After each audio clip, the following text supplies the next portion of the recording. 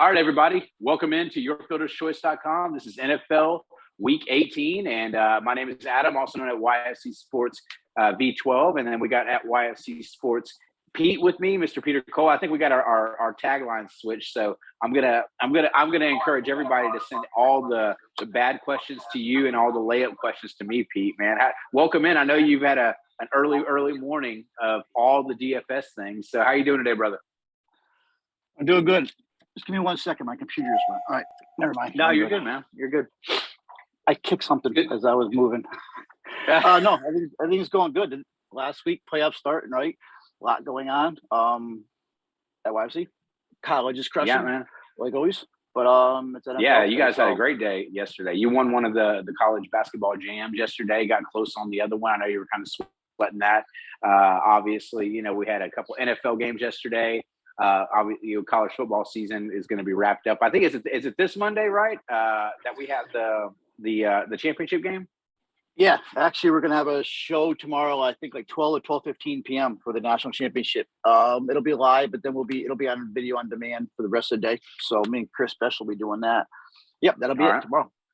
Awesome, man. And like I said, guys, if you're watching us on YouTube, we appreciate the view. You got a little bit of a shelf life and time to watch before NFL locks today. Obviously, we're available on Twitch as well. Hit the bell for notifications, like and subscribe to the videos, guys. We appreciate the support as always.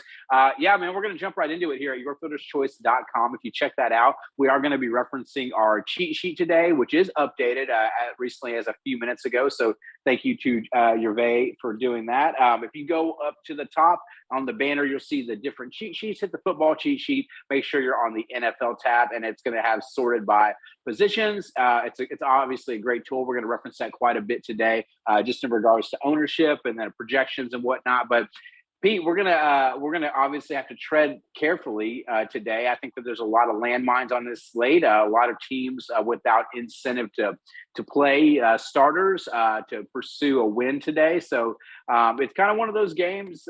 One of those slates that I feel like GPP tournaments are going to be pretty popular today. We got some really high price plays that we can absolutely target for those guys. Pursuing some incentives, which we're going to talk about here. So. Give me your just overview of the slate right now, 50,000-foot view. I mean, I know you kind of started digging in. Is there anything that you're looking forward to here, or you just kind of want to dig away and just kind of chip away as we go? Yeah, I mean, normally for me as a cash game player, this is definitely a GPP week. So I'm probably going to play like 75% GPP, more than cash. So just kind of changed my strategy this week. This is a weird week, and it's usually one of my worst weeks. Historically, I'm going to change my strategy a little bit this week though, and go mostly all GVPs. But there is some plays out there as we get going in there. I mean, going along, so you can build a cash lineup. It's just a little bit riskier. We'll try to hit the teams that are resting, that are full go, teams that are dead. With players you don't want to play. I guess as we go through these positions. Yeah, absolutely. All right, so we're going to dig right in. We're going to start going position by position and going to kind of look at the cheat sheet, but we're going to start with the quarterback position today, which is actually intriguing because it's not as deep as it normally could be. Obviously, we had some decent options yesterday with the Eagles and Cowboys. They're always teams that you could target both their quarterbacks in cash games as well. And, of course, Patrick Mahomes played yesterday as well, so he's not going to be available today. Kind of looking at the top, looking at ownership, it does look like kind of as expected that Josh Allen and Kyler Murray essentially are going to be leading the ownership. No one looks to be the odds-on favorite today. Obviously, with that being said, Josh Allen is 8.1K on DraftKings, and then you're getting a little bit of a price break with Kyler Murray. Obviously, you're saving that $700 on DraftKings, but only $400. They're both above 8K on FanDuel. Obviously, that being said, kind of digging down, and we'll talk about some of these plays in regards to cash, but I do want to kind of mention some guys that are kind of on my radar here in cash games, and then we'll just kind of sift through them. Obviously, Aaron Rodgers and Tom Brady, we don't expect full games out of either one of them. I think Tom Brady has a 10-yard incentive for him to reach a milestone. I do know that there is a seasonal yardage record available to him. Doesn't really seem like it's the spot where they're going to need to definitely go for that. Rodgers, obviously, MVP front runner as well, locked up the number 1 seed, so they're not really necessarily in play. Joe Burrow's already announced out, and kind of digs down to the next available amount of plays. One of the plays I'm really looking at today, just because of the incentive laden for him and his wide receiver, is Matt Stafford for the Rams. So he's definitely on my radar. Russell Wilson's in that dome game with Kyler Murray, obviously a season ender. They've had a disappointing season. Taysom Hill, kind of the utility Swiss Army knife quarterback at Atlanta, soft matchup there. And then it kind of gets a little ugly, man. I know that there's some value down there. I've heard some people mention the Ben Roethlisberger, only 5.4K, final game maybe of his career against a very, very, very bad Baltimore secondary. Trey Lance, if he's getting the start, of course, playing the Rams today. I'm assuming that the Rams are going to go full tilt here and try to win this game and try to get some incentives. So I think that, you could look at from both sides there, and then you kind of get in that GPP value territory. So all that being said, Pete, that kind of looks at our overview of the quarterback slate. I mentioned a lot of cash game names there. Is there anybody that kind of stands out to you that you're just like, man, I really, really want to target this guy, or you like him more than the rest of the field? Who's the best player? Well, I think if you're playing cash and you're gonna pay up, obviously it's between Allen and Kyler. And I mean, we've been seeing that all week. And right now, I'm leaning Kyler. I guess first Allen. I mean, we do have some weather up there with Allen. We got I just saw 20-mile-an-hour sustained winds. So I mean, that's a little bit of an issue, a little bit of a game script. I mean, yeah, Buffalo wants to win, but they're like 3 touchdown favorites. So if they're up huge in the third quarter against the Jets, I can see definitely them possibly sitting Allen. And moving over to Kyler, I mean, he's in a dome at home, probably the fastest paced game of the week. Better game script, definitely, and you get a discount. So if anything, if I'm playing cash, I'm going to Kyler with that $700 discount. If I go up that far, which I probably will. But then you pretty much named all the other guys. The only ones I may be interested in is possibly Tyler Huntley. I mean, we know Huntley is going to get the start again, even though he's returned from the COVID. He did struggle against that Rams defense, but I think he's in play because he's a runner. I like Stafford, but Stafford also has an incentive too. We just said he needs 352 passing yards to reach 5,000. I do like Stafford, and then probably my favorite mid-tier is Russell Wilson. Could be his last game as a Seahawk, actually. And I love Metcalf and Lockett today. I think I could play both those guys, all 3 of those guys in cash, actually. And I think with Rashad Penny, with that run game actually getting better and better, I think it's actually going to help Wilson in that game, because I think Arizona's going to now have to worry about Rashad now too.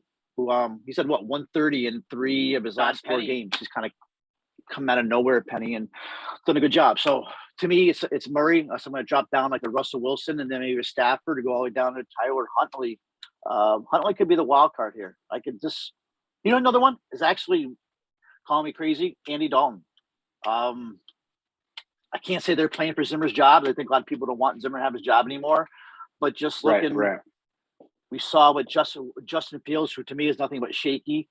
He went for 285 and a touchdown in that same matchup. He should actually had 2 touchdowns if Mooney didn't miss that score. And I just saw Dalton threw 3 TD passes against the same defense last year. So I can see Dalton GVP, but Dalton's a sneaky play also.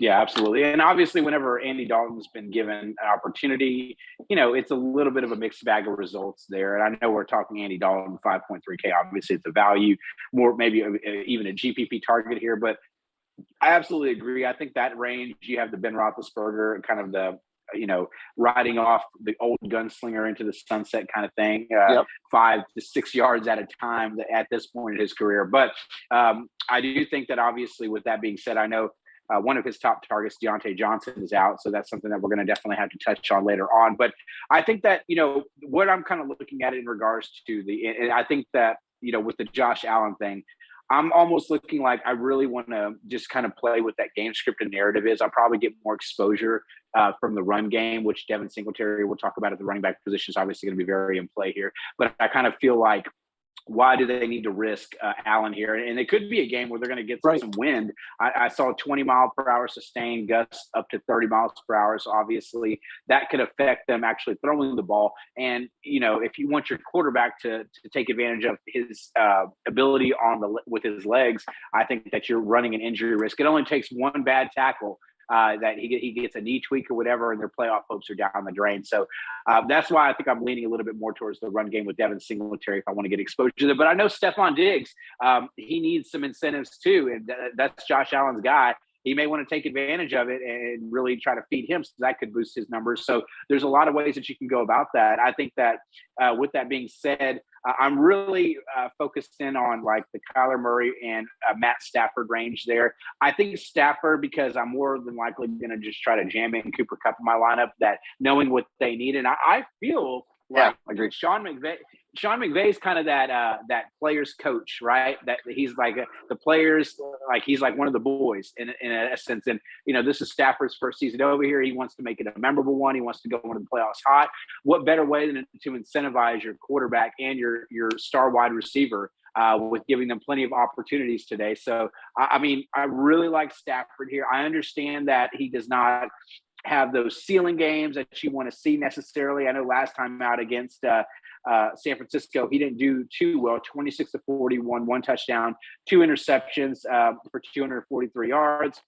Obviously, that was a bust of a week for him, but I think that this is a bounce-back game at home here.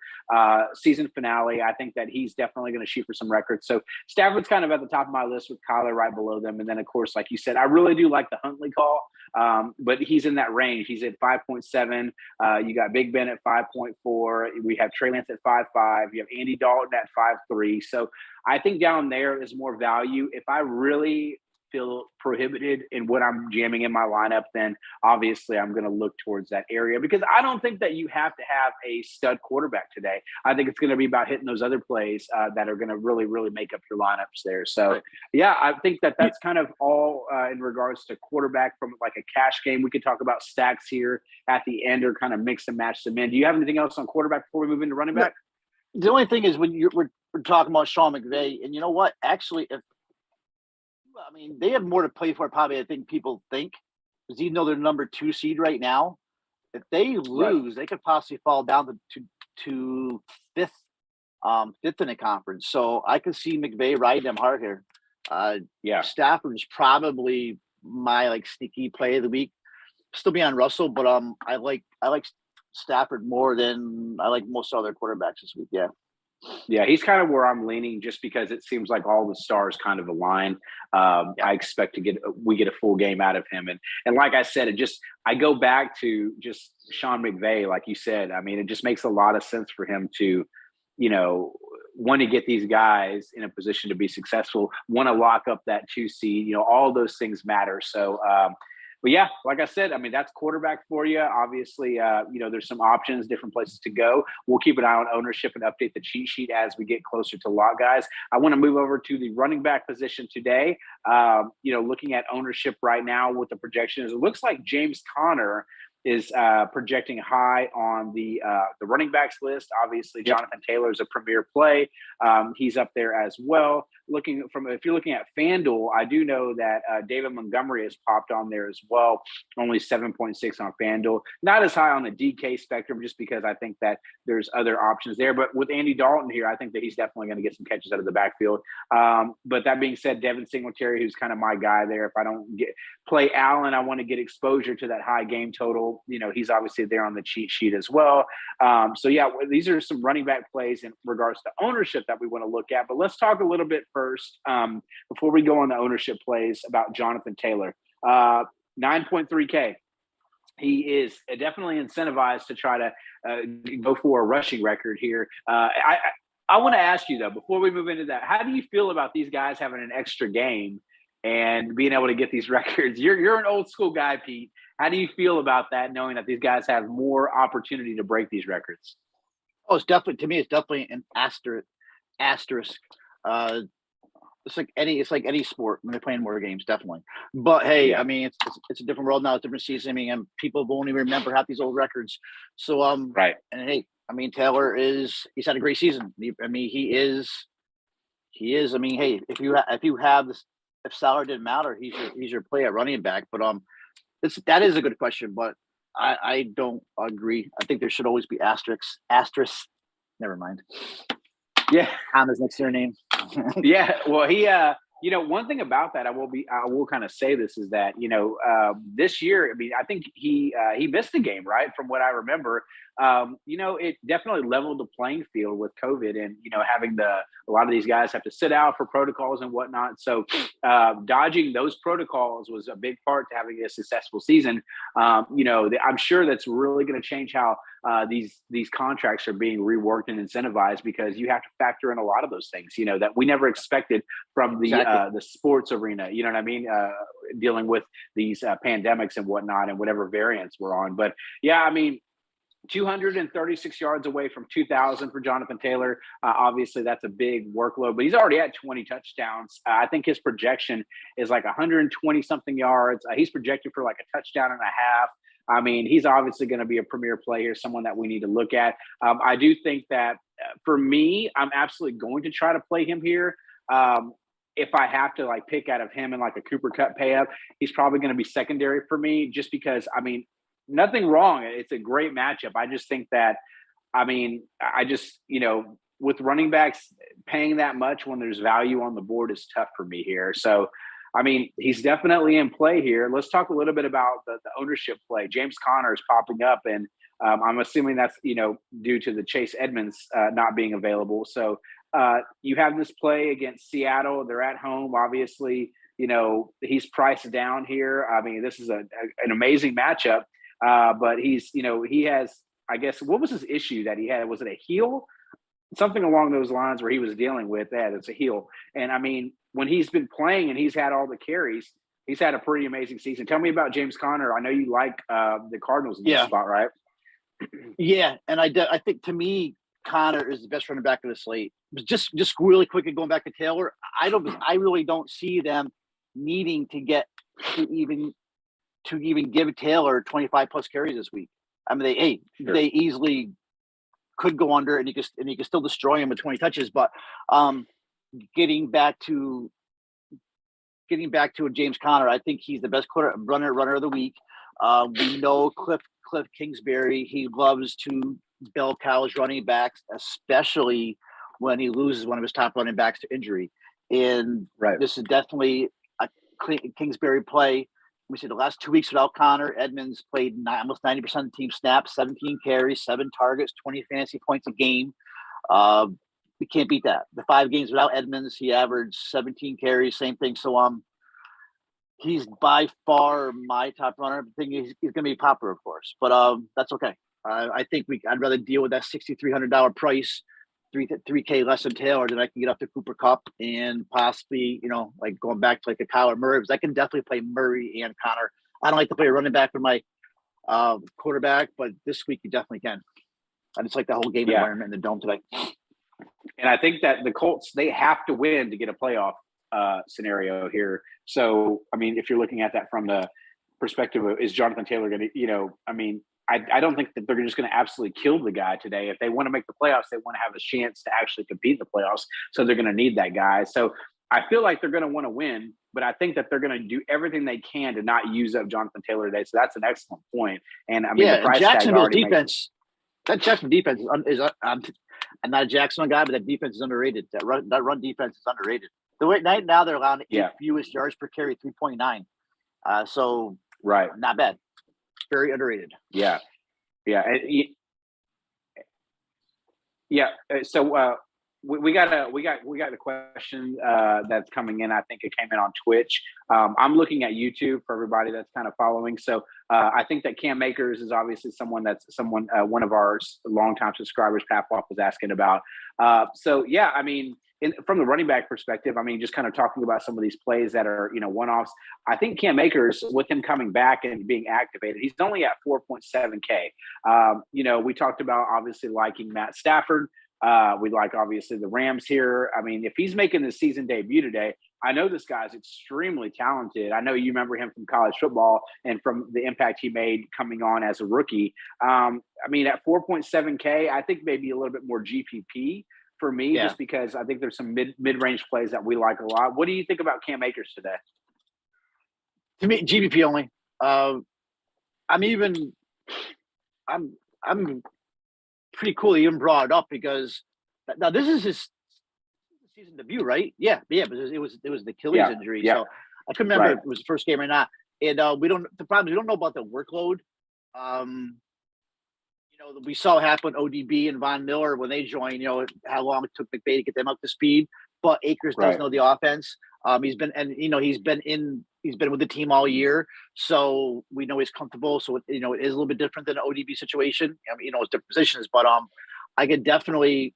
The problem is Michel's run the ball well, but we know Akers, he's explosive, he's dynamic. So that's a pretty cool call here because I think he's gonna be a little owned, and I don't think he's gonna get a shitload of work. But sneaky call there because you're right. They're gonna give him a game. He knows the system. I think it's gonna be a good challenge for him, and I know they're excited to get him back. So absolutely. Nice call.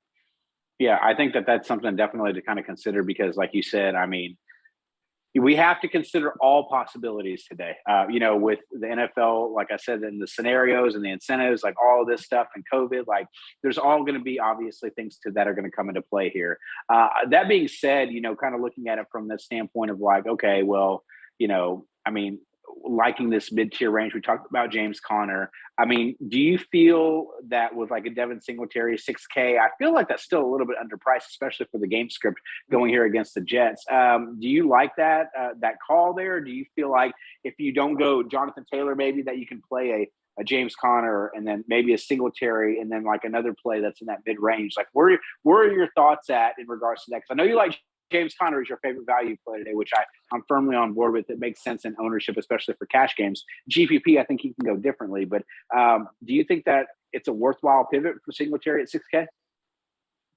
Yeah, I mean, he's emerged as the guy in that backfield. I mean, he's got 14 plus fantasy points in four straight games, 68% of the snaps.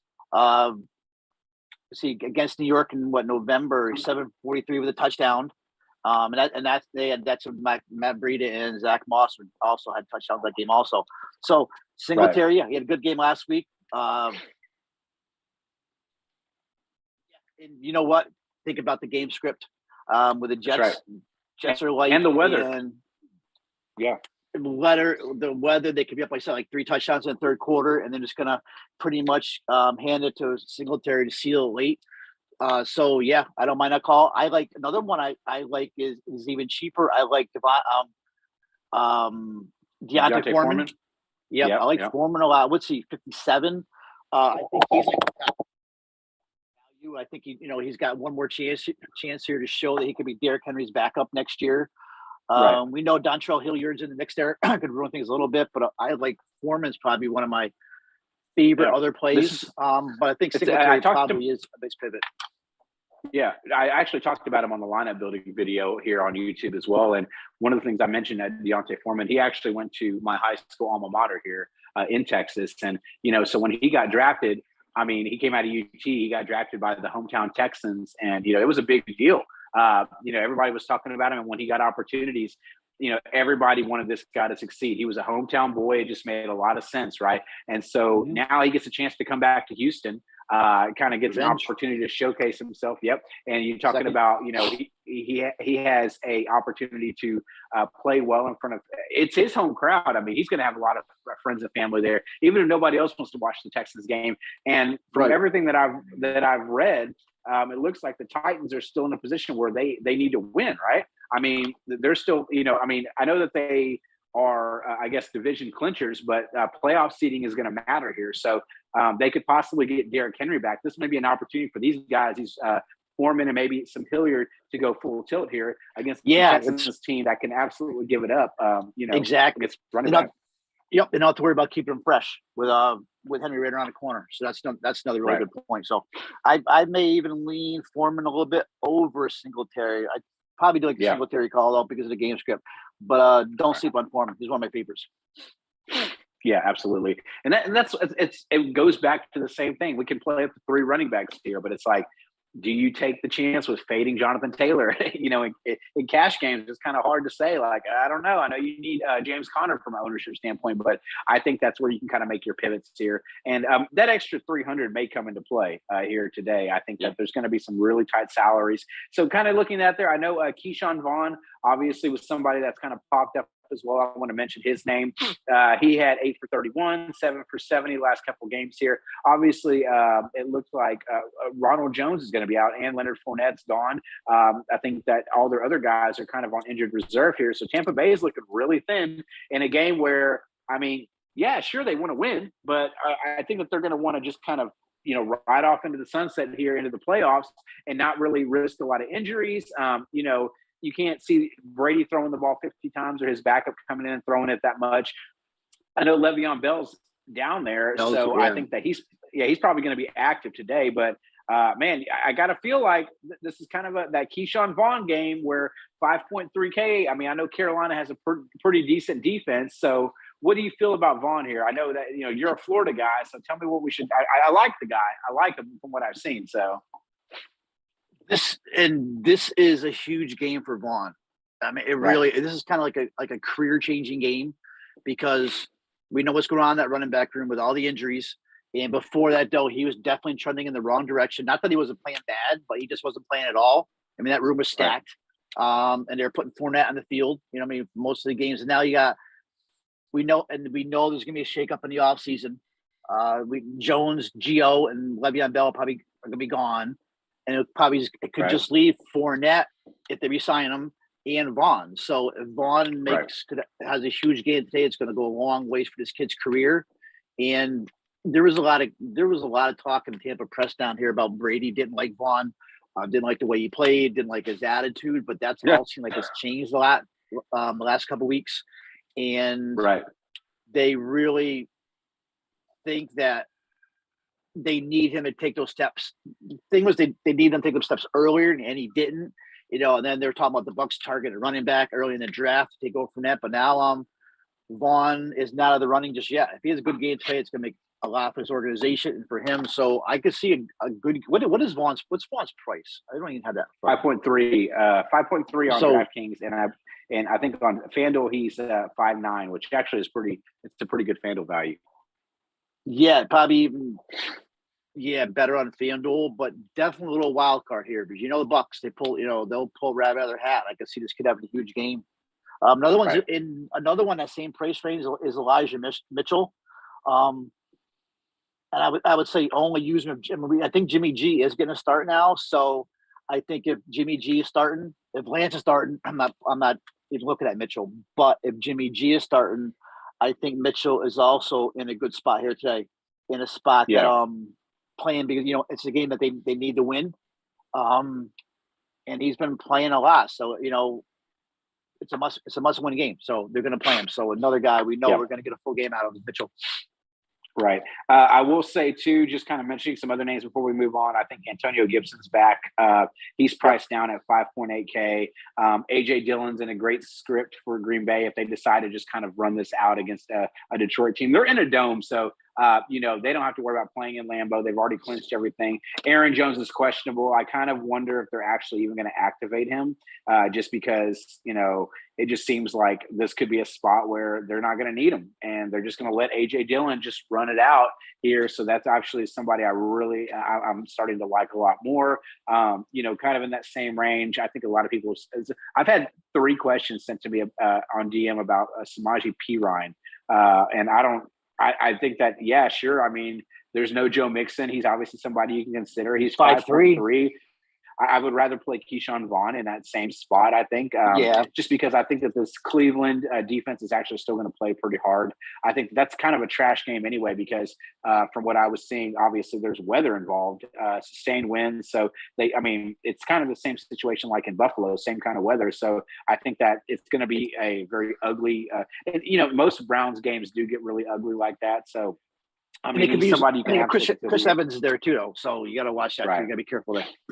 Yeah, and then I mean, if we're talking about just GPP dart throws, I think somebody to consider, and I think I mentioned him too, and then he actually wound up having a huge game. But the Texans they gave a contract extension to Rex Burkhead. I heard that on the radio here in Houston, and so I think that Burkhead, knowing that he's got extended, I mean, he could definitely get some run here today. I don't know if he's going to get all the carries, but I think that with Houston kind of in a scenario where they can kind of spoil some things for the Titans, they would love to do that. As you guys may or may not recall, the Titans used to be the Houston Oilers, so they always played them as a rivalry type of game, and I think that's something we could absolutely consider here. So Rex Burkhead is in play for GPP. So anything else on the running back position, Pete, that you want to talk about?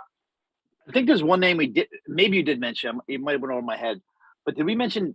And I'm one of the guys that's not a fan of him, but David Montgomery at 6'8". I mean, DK still does not mess with his price, and he really is a high end RB1. So I think he's in play. Right. That's not a bad price. I'll still take the Connor $500 discount. But really, I should have needed to mention him. And then the other guy who's playing out of his mind right now is Rashad Penny. Man, he's hit at least 135 rushing yards and a touchdown in 3 of his last 4 games. So right now, he's the leading running back fantasy performer over the last 5 games or 4 games. So, right. But to me, Connor, Taylor are your 2 calls. If you can get both of them, great. Money's not a factor. But to me, I want Cup first over Taylor. But if I can get Taylor's a play with Connor. And then there's a little Keyshawn Vaughn, man. And once again, I didn't even mention Vaughn's ribs. So long as Vaughn's healthy enough.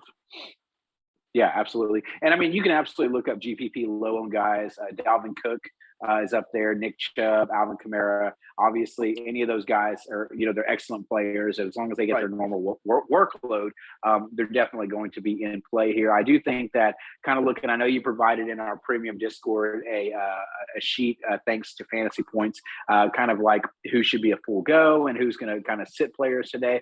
The Saints look to be a full go. They're playing the Falcons, so definitely to consider bench and Taysom. But totally agree with you on the David Montgomery call. The Vikings have something to play for. Andy Dalton and the Bears would love to screw that up. So I think that he's an excellent play. I won't say that you need to play like a Nick Chubb. I mean, he's probably going to be less than 1% owned, being that pricey. But I mean, he could actually he could rip off a huge game here. Cincinnati is really bad against running backs in regards to allowing receptions.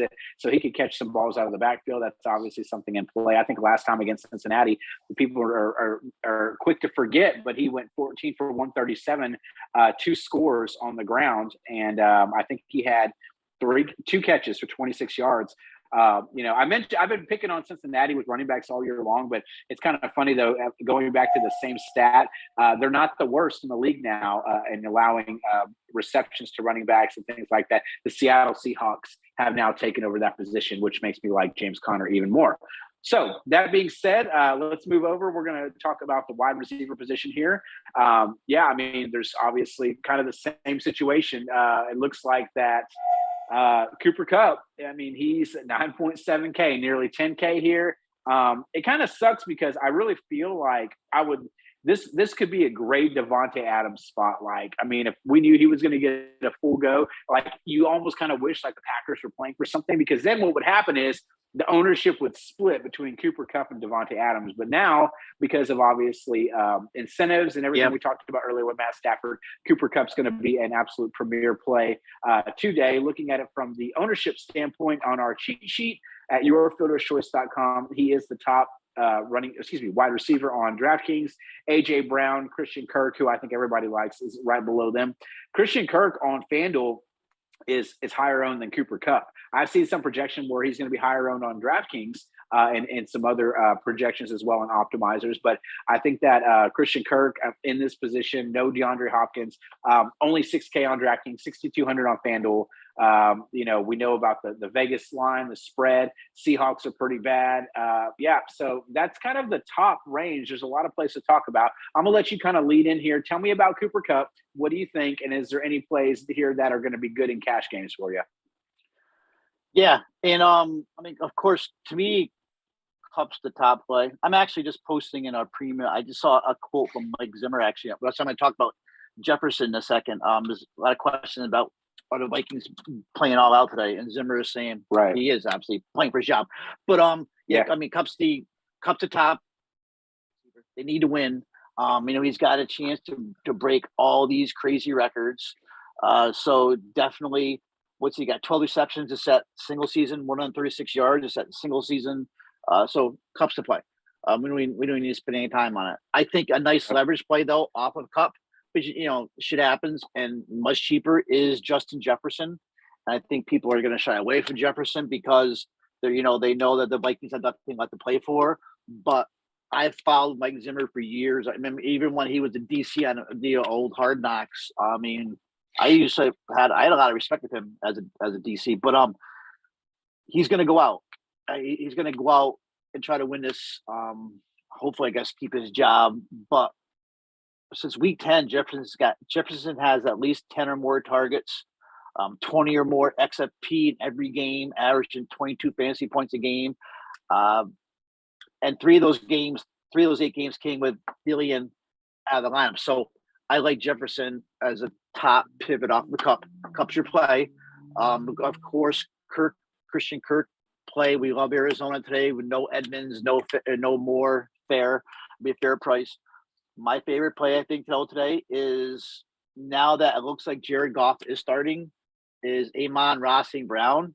I mean, this kid has become the alpha. He's getting alpha usage on this team. He's seen at least 11 targets and gained at least 70 yards in 5 straight. Top 6 receivers in fantasy points over 4 of the last 5 games. This is This is a rookie receiver. These are ridiculous numbers right now for a kid that just came out of nowhere. We weren't even talking about this kid 2 months ago. So I think he could end up being a top play of the day, especially with Goff starting. And now remember, we got the Packers resting some starters. They're gonna have less to play for. So they're not really going to care. So I think he's definitely a mortal lock for 10 plus targets. So to me, Cup's the top play. I love Justin Jefferson as a pivot. Amon-Ra St. Brown is my favorite. What's a 68 is my favorite, like mid-range play. And after that, there's a bunch of them. Mooney, Davis, I don't know, Cole Beasley, I guess. But Amon-Ra St. Brown, I'm all over today. All right, that's fair. I think that AJ Brown's intriguing. I think knowing that the Titans definitely want to win this game, I think that it's intriguing to kind of see him so high. I'm guessing just because he's $7K, and ever since he's been back, obviously he's been used. But obviously that Miami game, I think that they weren't expecting that kind of a game. Yeah, so I gotta get back to Miami before we end, anyways. Yeah. So, I think that that's something to kind of consider. I think that both, like you talked about it, especially at the quarterback position, talking about the Seahawks receivers, Lockett and Metcalf. I know you like both of those guys, and they're going to be absolutely in play. I think that you can look at the Texans as spoilers. They're going to have to use Brandon Cook, 6.3K, 11 targets his last 3 games. He went for 19.6, 32, and then 21. This guy catches a touchdown, he's going to have a big day. He's at 87 for 1,000 yards on the season, 6 touchdowns. So I think with Davis Mills, he wants the Texans to give him a shot this next year. He wants to be the guy. They're probably not going to draft a quarterback. They're not there where they just need a quarterback to get them over the hump, right? So he's probably competing to have an opportunity next year. So I really like Davis Mills. We didn't really mention him at the quarterback position. I think that good call. I have some guys that they love Davis Mills that I'm in a chat with on WhatsApp, and they're Houston guys as well. They call him General Mills, the Millsbury Throw Boy. He's got some cool nicknames, but I think that Brandon Cooks is a must play if you're going to play Houston Davis Mills, and I like that price. But you're standing right there, Christian Kirk, man. I think that he's had 9 targets the last 2 games, 12 targets the game before that. Obviously, not getting in the end zone this last couple games has really affected him. I do worry. I mean, I know he's 6K, and I know he's kind of like that play that you're like, man, I feel like you have to play the guy, right? Because he's going to be Kyler Murray's favorite target. But I lean towards these other secondary options. Kyler doesn't lock in like he did with DeAndre Hopkins on Kirk. He gets a lot of catches, but he's not really the end zone, red zone threat guy. You know what I mean? He's a guy that's moving the chains, catches some slants here and there.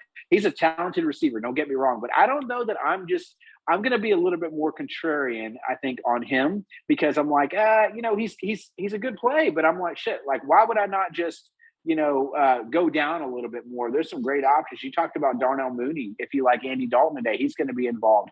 DJ Moore for Carolina. Obviously, we know that the Bucks, you got to pass on them, right? So I think that he's going to be absolutely in play here. You could play, like you said, Davis. Tyler Lockett's. Yeah, I mean, Gabe Davis is there. Brandon Cooks, we just talked about him, 6.3K. I mean, so all of these plays, I'm like, why is Kirk a must play here? And this is kind of like why we watch the stream, guys. If you're out there watching right now, is that we want to get a little bit different here. We know Cooper Kupp seems like a no-brainer, but I don't think that Christian Kirk is a guy that you just have to lock in regards to following ownership. I think good plays are good plays.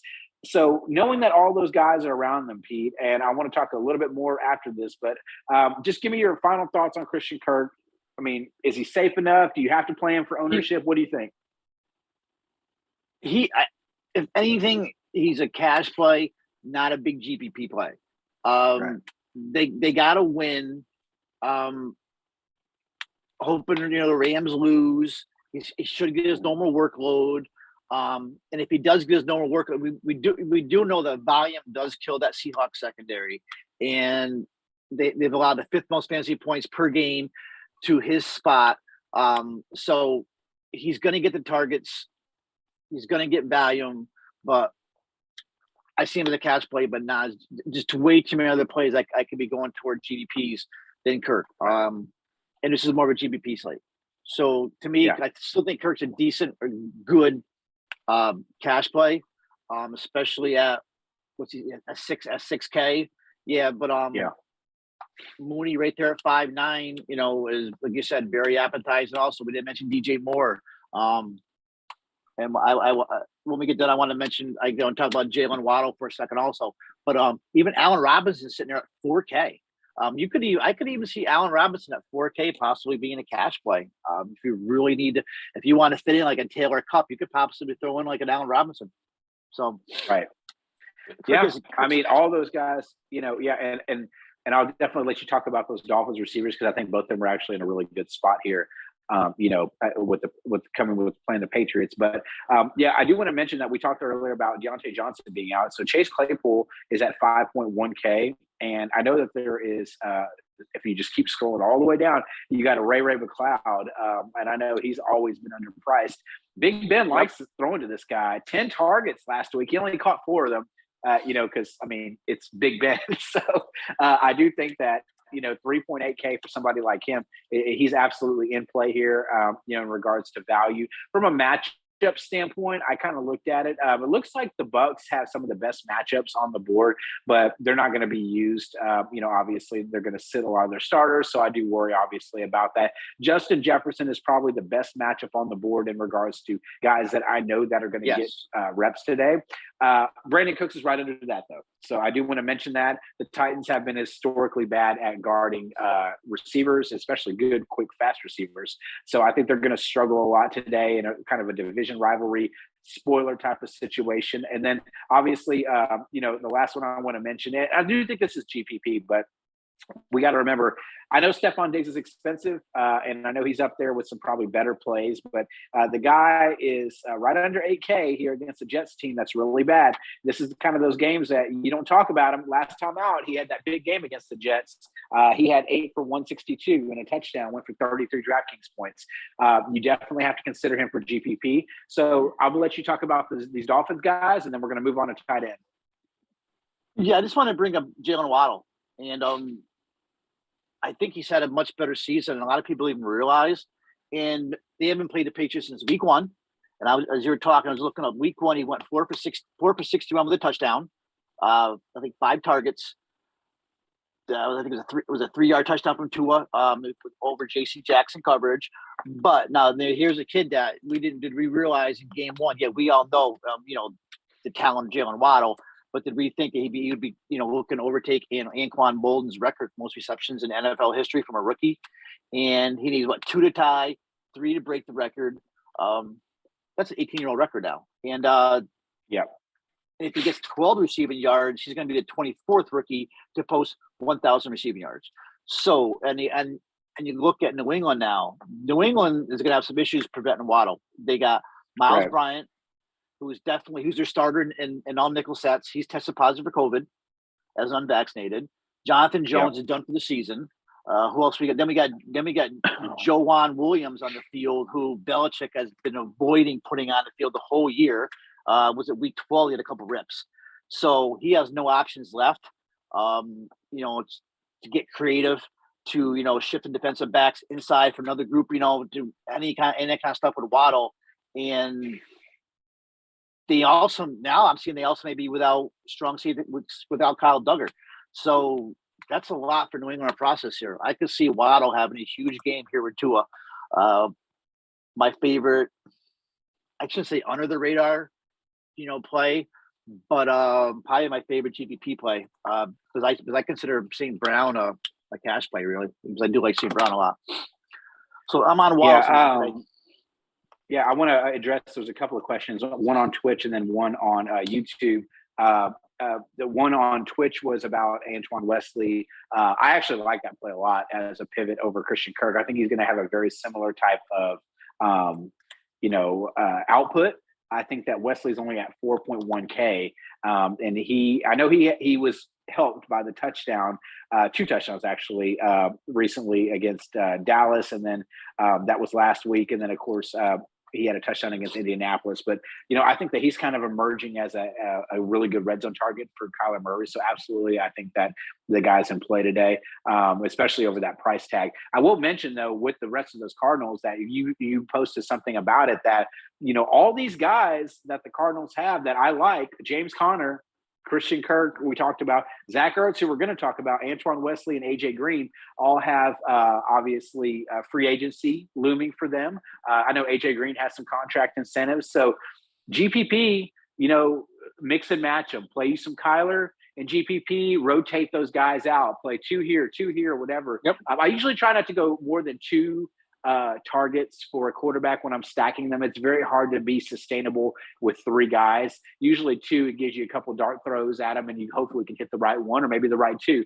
I will say that. With that also being said, there was a question in YouTube, obviously, about McLaurin over Grayson. Grayson looks to be the replacement receiver for the Bucks. Obviously, he should get some love with AB pulling and Antonio Brown. I don't really know any other way to say it, but with that being said, they're super shorthanded at the receiver position, and so obviously Grayson's going to be somebody to look at. But Heineke has a win incentive. I don't know what his contract is, but it's about 125, 150K, I think, for them to win today. So Heineke is playing for his job. It's playing for money. These guys want to win. And I think Terry McLaurin's absolutely going to be in play today. I don't know, how much in play, but I think that, kind of looking at it from the standpoint of what Washington, I know they can't get in the playoffs, and I think they're essentially all but dead. But, they're playing a Giants team here. Neither one is playing for anything, so why the hell not? You know what I mean? These guys are going to play. I'm sure that they're dead in the sense that they don't have playoff hopes, but if there's money on the line, you bet your ass that Heineke's going to try to win it, right, Pete? Yeah. And I do agree with that. You got to go McLaurin. But this Silo Grayson kid, man, here's a kid that he was a track star at LSU. I don't even think he played. I don't even think he played. Yeah, he played 0 college football, and what he's done the last couple of weeks. Yeah, and for Brady to have that faith in him, you thought, he was on the field at the expense of like guys like Scotty Miller and guys like that, but he's 162 receiving yards Scotty Miller. But the last 2 weeks he's got 162 receiving yards. And then the other thing you notice, he's not being limited to situational packages, because he was on the field of more snaps than any other wideout last week, Tampa Bay, and led them all receivers and snaps. So Grayson is probably much better play than people think, because he's out there, he's getting all the work. And right. And Mike Evans is probably going to get sat. They can't afford to lose him. They can't afford to lose Mike Evans. So this could be a big Grayson day here. Yeah, that's, if you're I still like entering McLaurin more. Yeah. No, I do too. Yeah, for sure. I like McLaurin more. Yeah. Yeah. So yeah, I mean, that kind of being said, obviously, Grayson's absolutely in play. I think I would definitely want McLaurin over him. But let's move on to the tight end position. We're kind of getting back towards the end here of our stream. Tight end. I will say this: that tight end today will actually it's making a comeback, man. It's definitely going to be a little bit more of a spot to where these guys can make a difference today. I think that if you look at the cover boy there, he's kind of my favorite just because his value to me is just amazing. But I love Cole Kmet today. Me too. But let's kind of talk. Let's look. I mean, ownership wise, I think that he's kind of popping, which is it's kind of funny because I was like, I was making these images. Well, not making them. I was giving them to our great producer Mickey beforehand, and I knew I wanted Kmet on there. But I really do. I dig Zach Ertz too, man. And I think ownership wise, both those guys are kind of popping. Ertz is like getting huge ownership on FanDuel at only 5.6K. I'm not a FanDuel player, but that sounds kind of enticing. But Ertz and Kmet are kind of leading the way in regards to ownership on everything that I'm seeing. And then, of course, I don't think that we're going to get Gronkowski used a ton here. Tyler Higbee's also somebody that's popping up there. So let's talk about those three players. Keep it concise in the tight end position. I think for cash games, it makes a lot of sense to just say, let's not make this too big of a player pool here. Cole Kmet, Zach Ertz, and maybe some Tyler Higbee. Pete, tell me what you think. Yeah, I think Kmet is at that 3-4 is probably, to me, close enough to – I would even consider him a cash core play. Yeah. A solid play, way too cheap. Ertz, I mean, much better price on FanDuel looks like. To me, it's all, honestly, it's all Cole Kmet. It really is. Not to jump over, but the only one I'm interested in is, I mean, of course, Andrews is Gronk, because if you're making a bunch of lineups, I say you get Gronk in because Gronk's got a bunch of incentives. He 7 receptions, he earns an extra $500,000, 85 yards, $500,000, 3 touchdowns, $500,000. They're all written in his contract, and we know that Brady's got a bunch of incentives also. So that those two guys are going to try to hit those marks. Yep. I could just see if you're making 3 lineups, man, and Brady, Gronk go crazy, and they very well could. You want to be on the outside looking in, because I could see Gronk 7+ catches, 85+ yards, and Brady having a big game. So I'm not saying Gronk's a cash play, but I think to me, Kmet is pretty close to a cash play. If not Kmet, Zach Ertz at 5-3. But make sure you get Gronk in the lineup if you're multi-entry. Yeah, absolutely. I think that Ertz. Man, he's probably going to be my favorite play if price wasn't an issue. Yes. Just because I just think, like, looking at some of the stats, and stats don't lie, right? Seattle ranks 25th in fantasy points per game given up to tight ends, 27th in red zone fantasy points per game. Ertz has not got in the end zone in the last couple games, which is targets. So it limited his output. So I think people are going to look there and be like, well, he's only got this, or he's only scored this, or whatever. So, but I think that's going to help depress ownership a little bit on him. Yeah. But I mean, Seattle being so bad here, obviously that makes me like them a lot. Makes me like Ertz's spot a lot better. Actually, the last time he scored was against Seattle. Right. Yeah, absolutely. And I'm trying to figure out what week he got traded on, but I know that he had a big game against Seattle previously in the season. I just wanted to make sure. That was week 11. So I don't know if he was already a Cardinal. I was looking at that game log, but he caught 8 for 88 and 2 touchdowns that game. So he was, because that was his first game, right? That was his first game, I think. Yeah, that was his first game, unless I'm wrong here. I think that was his first game in Arizona. Yeah, and obviously I'm a huge Zach Ertz fan. Got his Eagles jersey. Well, my wife has his Eagle jersey. That was one of her favorite players. So, but my kids have his wife's jersey. Yeah, Julie. Yeah, she's awesome, man. But yeah, I think that from a tight end position, you can look up. I think, like you said, you hit the nail on the head. Gronkowski, if he's in there, is absolutely going to be somebody to look at here. I do know that I saw Kyle Pitts was on the list of kind of like playing for some incentives as well. He's kind of turned it on a little bit, but obviously he's very GPP. Baltimore is really bad. Pat Freiermuth continues to get red zone looks, to get good catch floor numbers. He's in play at 4.6K. Big Ben's one of his favorite big targets, and no Deontay Johnson. So somebody's got to move the sticks, and somebody's got to catch stuff over the middle. So it could be Pat Freiermuth. But looking at it from a value standpoint, I think Kmet's kind of your value play. But obviously, if you want to get a little bit crazier, we talked about Tyler Higbee. I mean, he's obviously 4K, but they're still not raising the price tag on Brevin Jordan, Pete. They just no respect for the guy. So we talked about him, and maybe talking about him, he'll have a great game. Obviously, San Francisco was kind of a bust. 1 target, 1 reception, 9 yards, but 4 targets the week before that against the Chargers, 7 the week before that against Seattle. Has a much better matchup here against Tennessee. But I think that this is kind of one of those games towards the end of the season that, he's been the best tight end and been David Mills' favorite pass game target. I will say that. Good. So he's 2.7K, and I think that you could do a lot worse from a value standpoint. Thoughts on him? No, I mean, hey, it's all for the U. So I would. That's right.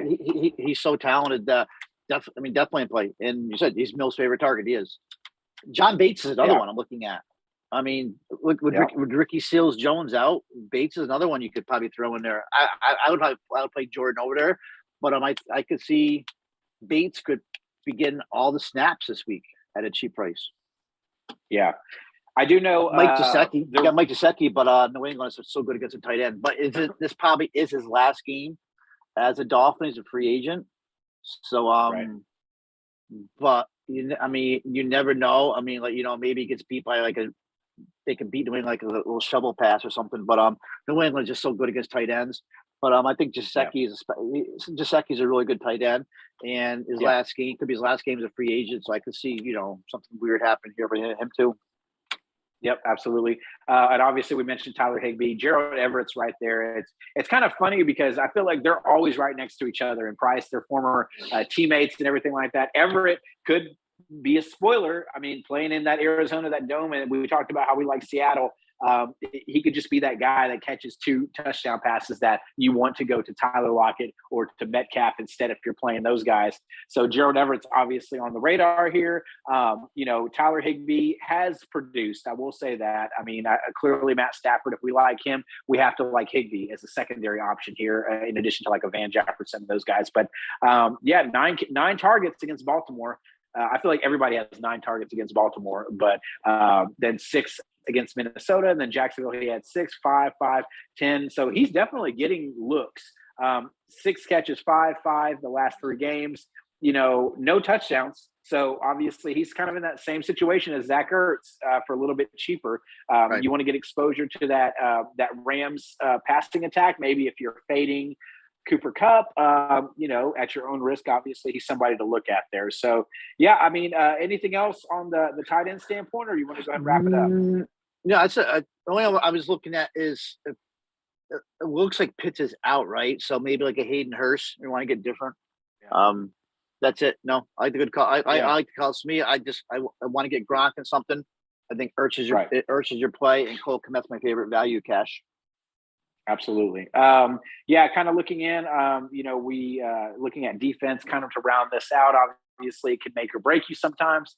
I think that mine is very short and sweet. I'm pretty much looking at value here, trying to pay down as much as I possibly can. The Browns just kind of stand out to me here, a backup quarterback for the Bengals. Who is that? Is it Kyle Allen or somebody like that? I'm not really sure who the Bengals backup is. But I mean, I feel like that's the best value. Yeah. Yeah, I mean, they're sitting there at 2.6K. I think that they have a good defense. I've never thought that their defense was poor at all. But, I mean, they're in a situation where they should thrive. No Joe Mixon. You're probably not going to get Jamar Chase or T. Higgins out there. You may see some Tyler Boyd. The Bengals want to rest up. Brandon Allen, come on. Brandon Allen, there you go. Yeah, I mean, he's bad. So, I mean, I'm assuming he's bad. So, I'm looking down there, I don't really see anything. The Dolphins, they're 2.4K. I know New England's kind of surprised people, but it is Mac Jones. And the Fins are playing at home today, and I know you like them at 2.4K. You could do a lot worse there, but Browns kind of seem like the play to me at 2.7K. You could absolutely play the Cardinals at 2.7 also.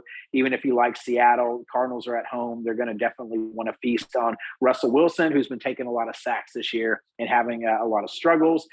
Minnesota is at home. They're in the Dome. They're playing a Minnesota's playing a Bears team that has a backup quarterback as well. So, you can obviously consider them or the Steelers at Baltimore. I mean, there's some options here. Nothing's really standing out to me. I just like the Browns price tag. The game script, the weather looks like it's going to be kind of a gross game, backups playing. So that's kind of where I'm at. Any thoughts on defense? No, and definitely the Browns are definitely the defense. Going up, you said again, every time we're going up against Brandon Allen and a Vegas 16-point total. The Browns don't sleep on the Dolphins though. This is their Super Bowl. They're not going to be resting a lot of players, so they're averaging almost 11 fantasy points per home, only 6 on the road. So I think you're going to see a much bigger fight from the Dolphins compared to Jacksonville last week. So Dolphins are a much better team, much better defense to be the third cheapest on DK. Much better. Yeah, I agree. I've played the Dolphins quite a bit because they always seem to kind of be a value, and they get a lot of disrespect in regards to, like you said, being available to play, be in people's lineups, I guess you could say. So, yeah, man, like I said, that kind of closes out us in regards to, the DFS side of things. We'll talk real quick about PrizePicks, and then we'll head on out, give you guys plenty of time to make lineups. But favorite stacks, GPP thoughts, Pete, before we move on to PrizePicks?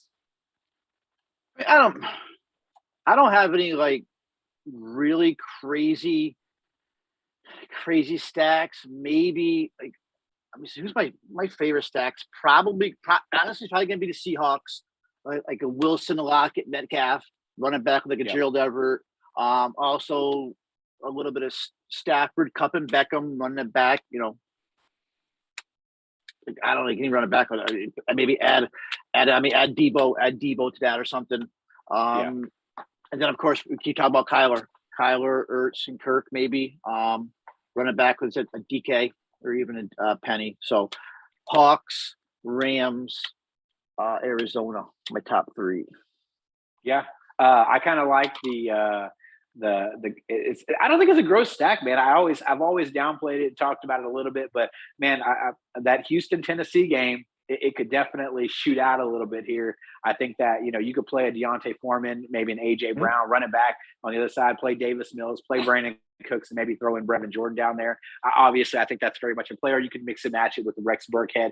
I do like that game stack, kind of looking at it there. I will say this is like, I'm a little worried, like with the Tom Brady thing. It's like, I kind of just wish, Bruce Arians, he's a liar. So no matter what he says, I can't really, take that to heart. But I mean, I kind of worry that Tom Brady's just going to come in there and just he's 10 yards for 5,000.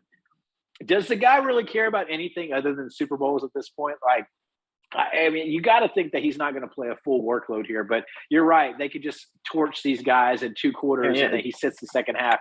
So that does worry me a little bit. I mean, he's kind of somebody that I'm going to maybe fade at my own risk here. But in regards to GPP thoughts, I do like targeting these spoilers. I will say, I mentioned it earlier, but Taylor Heineke does have a win bonus that he needs here for Washington. The Giants are pretty bad. I do like Washington in regards to defense as well. I don't think they're super expensive. I think they're 3.1K, but just like me and Miz talked about last week, they're playing Jake Fromm at quarterback here. So he's pretty bad. So they can absolutely be somebody who you could GPP stack as well, and maybe run it back with I think a Barkley if he's playing, or an Ingram or somebody like that at tight end, or a wide receiver option there. But yeah, I like the stacks that you said. They all make sense. Rams, I'm probably going to be a little heavier on, and kind of going there. It's going to be hard to just play Sony Michel and feel good about that with Akers lying there in wait to get his opportunity to close out the season. He's going to need to get some reps for sure if they're going to use this guy in the playoffs. And I'm not sure what Darrell Henderson's scenario or situation is, but yeah, man. So that's kind of it from the DFS standpoint. Broncos just fired their coach. Yeah, I saw that. Yeah. I mean, do you think that affects anything, any kind of narratives No. or anything like that? No. NFL prize picks. I don't know if you've looked or you kind of peeked around that there's anything that, that kind of intrigues you here. You got any plays that we need to hear about? No, I do know. Anybody look? Our top plays article has some PrizePicks plays. I honestly haven't looked this week, but I imagine you do, right? But our top plays article does have some. Oh yeah, I was going to definitely reference the top plays article. Obviously, if you're in our free Discord, at yourfilterchoice.com, you can get a link to that. Our Prize Picks room is free, I think, still. So, definitely jump in there. I know that we have some great charts that we post in there that kind of gives our projections based off of Prize Picks projections as well, and gives a good differential. We have our one of our owners, Gervais, putting stuff in there pretty much nightly. So I definitely would peek in there. But of course, the top plays article that at Big E, YFC Big E, he's been writing up, something to mention as well, because there are going to be some great plays in there. But yeah, I mean, kind of looking at it today, there's some plays that kind of intrigued me. I think I know the Devin Singletary over under 0.5 touchdowns. I really like that one a lot. I do think that the receiving yards prop, I was kind of looking at some of these guys on here to kind of see, like, man, is there something that I can target in regards to, the over, the under? But I like Brandon Cooks. He's at 61.5 on receiving yards. I think he could absolutely go over today. He's somebody that I really like as well. Brevin Jordan, if you want to go that direction, he's 16.5. But I don't like him as much as I do like the Brandon Cooks, just because I know the volume and the targets will absolutely be there. And I do like your guy, Amon-Ra St. Brown. He's only at 60.5. Receiving yards prop. If Goff is playing, I think that he's absolutely somebody that's in play that we have to consider there, especially because you're in a controlled environment. You're in a dome. You're not having to worry a lot about weather. It doesn't affect us that much. But I'm going to stay away from Cooper Kupp. He's projected, Pete, at 114.5 receiving yards. I think that's absolutely attainable for him, but that's just a tough. I think he has to get like 12 catches for the record too. Yeah, I would take the under on that.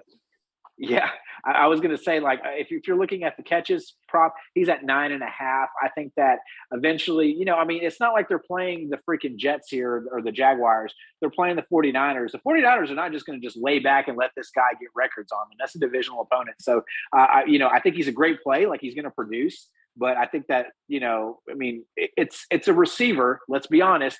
He's going to need to get fed the ball. So 12 catches is a ton. 9.5 catches is a ton. I could see him getting 8 for 120, 8 for 110 and a touchdown, and being a very respectable day as he kind of ends out to it. But, other than that, like, I looked at the only one that kind of stood out to me, I believe, was let me find it here. It was on the rushing yard stat. Let's see. I saw Michael Carter. Now I don't see it now. I saw Michael Carter earlier with 35.5. Why am I not seeing that now? I don't know. It might be on there too. I'm not 100% sure. Where was it at here? Okay, yeah, there it is. So they had they do have a Michael Carter 35.5. Oh, this is the Bills. So PrizePicks has a little search engine now. That's pretty cool to find players. Right. New, huh? Yeah, that is cool. Okay, there it is. I was looking at. I couldn't remember where I found the rushing stat, but they have Antonio Gibson today. He's at 53.5 on the rush yards prop. I actually do kind of like the under there. The only reason I say that is because I do feel like he's going to do most of his damage catching the ball out of the backfield. He has not broke over that in regards to just that prop. Let me see. 53.5. The last time he did that was week 13, where he had 88, and then he broke it like 3-4 weeks in a row. But that's also whenever he was just getting tons of usage. These last couple of games, 6 attempts, 15 attempts, 10 attempts, they're giving Jared Patterson more on the ground as well. He's coming off of the COVID list. I think that he's going to absolutely get, be in play here, going to be probably more effective in the passing game. But I do think that that's way too high for them. That kind of stood out to me, and I was like, I don't know about that today. So, yeah, man, that wraps up. I got one. I got one more. Gabriel Davis over 35.5. How come? I mean, with no Manny Sanders, I get out again. I mean, Jets 31st to pass DVOA. He only needs 2 catches. So I would take definitely over Gabriel Davis 35.5. I like that a lot. All right. So Pete, That's it, man. That's NFL Week 18. You guys got a couple out, almost 2 hours to be making lineups. Be sure to check us out, yourfielderchoice.com. Check out our cheat sheet and get in our free Discord. Obviously, if you get a premium access, you have access to all sports right now. As Pete mentioned earlier, we're a hot, heavy college basketball starting up. We're going to end up in college. Yeah, we'll have a show on Monday. Tuesday night. We'll have a show absolutely. 6 p.m. Yep, you got soccer, golf is now back in play. Tennis is started up. I know a lot of sites don't cover tennis. Definitely come check us out there. We've had some great action in our winning lineups room. NHL, as always, NBA, we're hot and heavy on. This is the time to get in, guys. We appreciate you. Thanks, Pete. Thank you, Mickey, as always, for producing for us. And we're out, guys. NFL Week 18. Good luck.